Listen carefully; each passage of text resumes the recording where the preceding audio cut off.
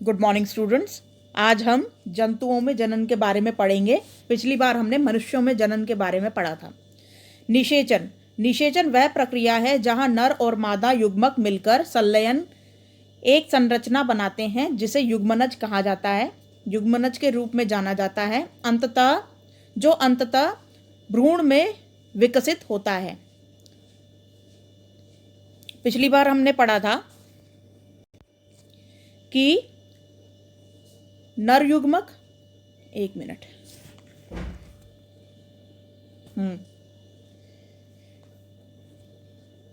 नर युग्मक और मादा युग्मक यानी कि अंडाणु और शुक्राणु मिलकर इन दोनों का जब संलयन होता है तो उसे निषेचन कहते हैं। संलयन मतलब जब ये दोनों आपस में मिलते हैं, शुक्राणु और अंडाणु यानी कि नर युग्मक और मादा युग्मक जब मिलते हैं तो निषेचन होता है। और निषेचन में फिर आगे नेक्स्ट स्टेप क्या होता है कि इन दोनों के मिलन से युग्मनज बनता है, और युग्मनज जब और आगे विकसित होता है तो वो भ्रूण में परिवर्तित हो जाता है। फिर यही भ्रूण जो होता है ये गर्भाशय में चिपक जाता है।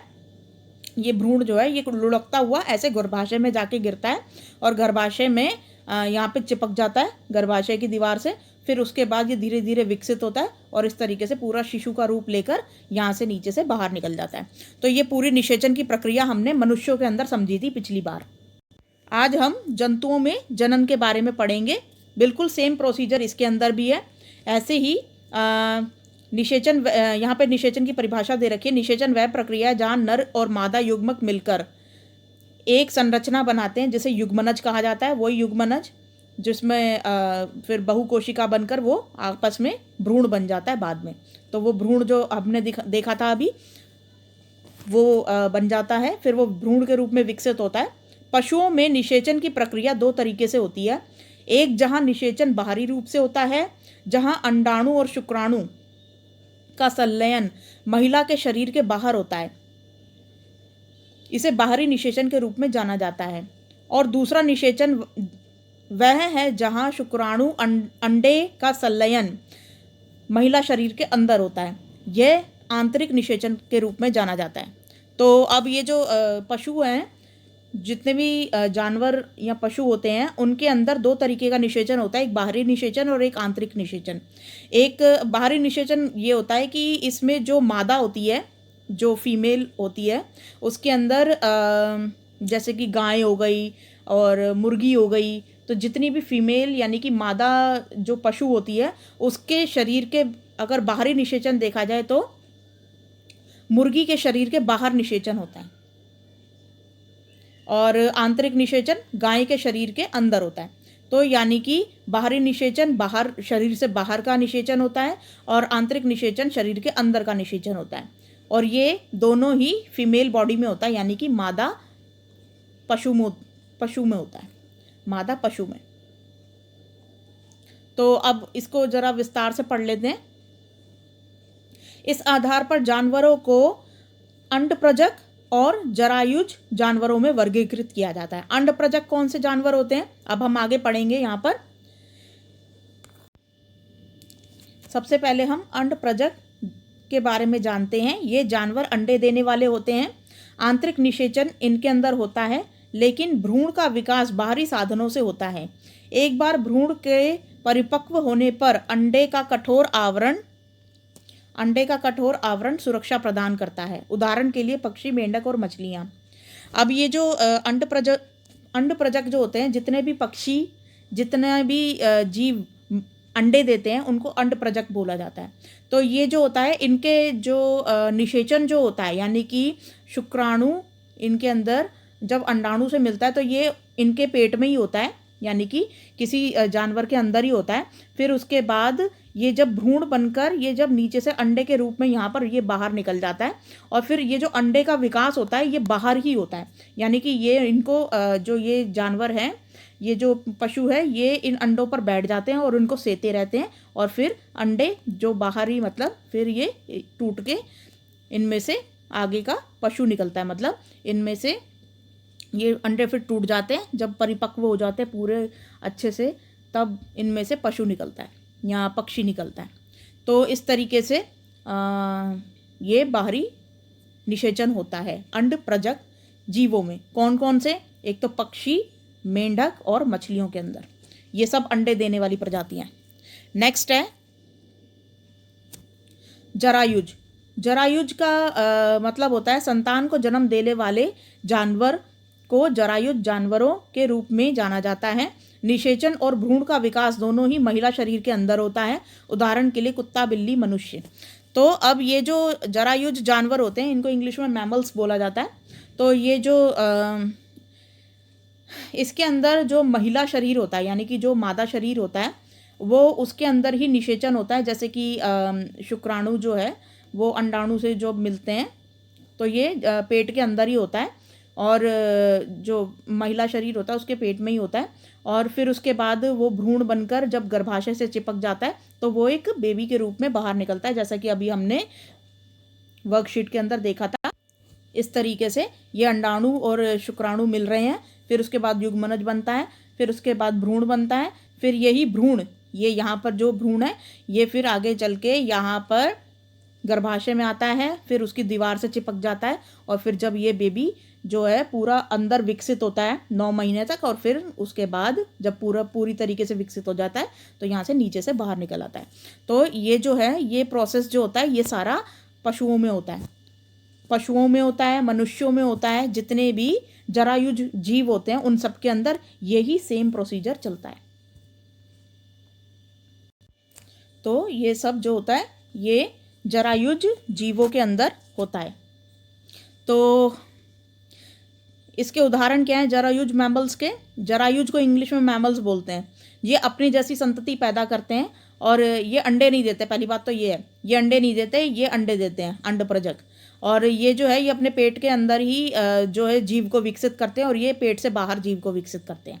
तो अब कुल मिला के ये कौन कौन से उदाहरण है इसके? कुत्ता, बिल्ली, मनुष्य, ये जो अपने जैसे जीव पैदा करते हैं वही जानवर इनके उदाहरण हैं। अब यहाँ पर देखो ये अंड प्रजक और जरायुज में अंतर स्पष्ट कर रखा है, इसको देखो जरा। पहला है अर्थ, दोनों का अर्थ क्या है? अंड प्रजक जो होता है वो अंडे देता है, जरायुज युवा को जन्म देता है, यानी कि जो भी है वो अपने जैसी संतति को 9 महीने तक रखकर फिर बाहर निकालता है, जितना भी उनका टाइम पीरियड होता है अंदर रख के फिर अपने जैसी संतति को ही बाहर निकालते हैं। नेक्स्ट है निषेचन। अंड प्रजक में बाहरी और आंतरिक दोनों निषेचन होते हैं, यानी कि इनके अंदर ये जो शुक्राणु से अंडाणु की मिलने की प्रक्रिया होती है ये अंदर भी होती है इनके और बाहर भी होती है ये प्रक्रिया। लेकिन जो जरायुज वाले हैं उनके अंदर सिर्फ आंतरिक निषेचन हो सकता है। तीसरा है भ्रूण को पोषक तत्वों की आपूर्ति। अब ये जो भ्रूण जो होता है उसको पोषक तत्व इनमें कहाँ से मिलते हैं? तो अंड प्रजक जो होता है भ्रूण को अंडे की जर्दी से पोषक तत्व मिलते हैं। भ्रूण में जो भ्रूण किसे बोलते हैं? जो अंडे के अंदर का जीव होता है, जो लिक्विड सा होता है। अंडा का भी अगर टूटा हुआ देखा हो तो उसके अंदर से पीला पीला कलर का जो वो होता है लिक्विड होता है वो भ्रूण है उसके अंदर का।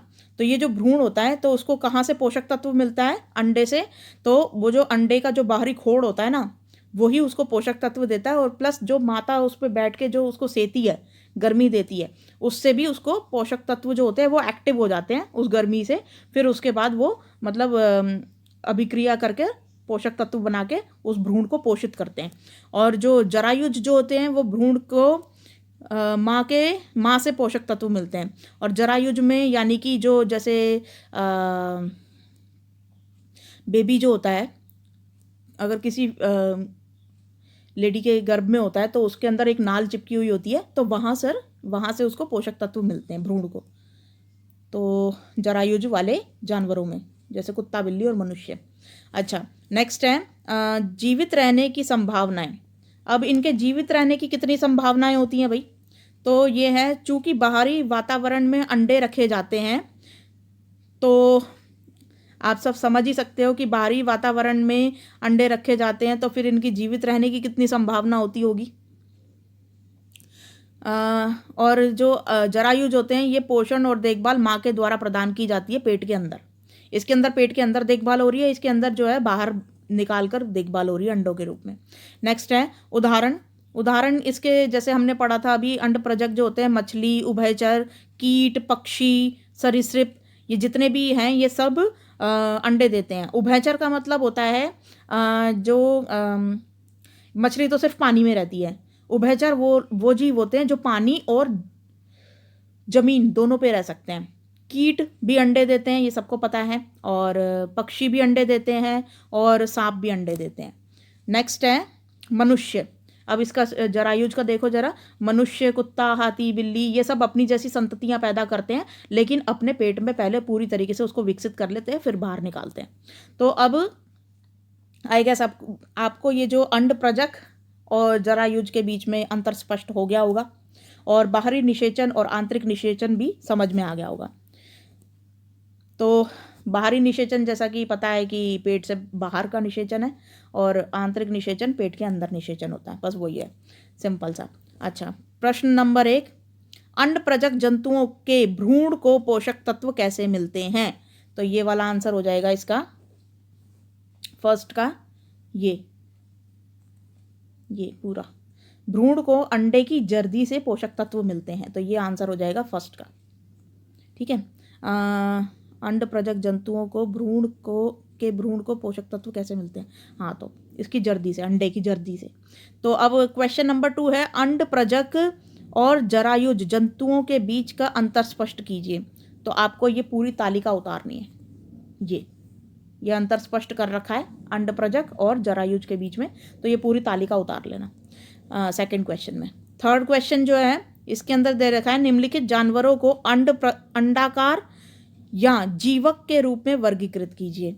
अब ये जो नीचे ये दे रखे हैं 4 उदाहरण, इनको आपको अंड प्रजक और जरायुज यानी कि अंडाकार की कौन से अंडे से निकलने वाले जीव हैं, और कौन से जरायुज यानी कि गर्भ से निकलने वाले जीव हैं, ये आपको बताने।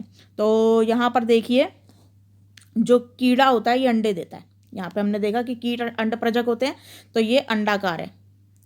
यहाँ पर आप कीड़े को अंडाकार वाले में डालोगे। बाघ जो होता है, बाघ, ये सेकंड नंबर वाला जो बाघ है, ये होता है आपका जीवक। बाघ जीवक होता है। ठीक है, मछली जो होती है ये भी अंडाकार है, और इंसान जो है ये भी जीवक है। तो इसमें इस तरीके से आप लिखोगे, कीड़ा और मछली, कीड़े और मछली जो है इसको आप अंडाकार में डालोगे, और बाकी बाघ और इंसान जो है उसको आप जीवक में डालोगे। ठीक है, तो ये आप देख लेना और कर लेना इसको। तो आई गेस आज की वर्कशीट आपको समझ में आई होगी। थैंक यू भाई।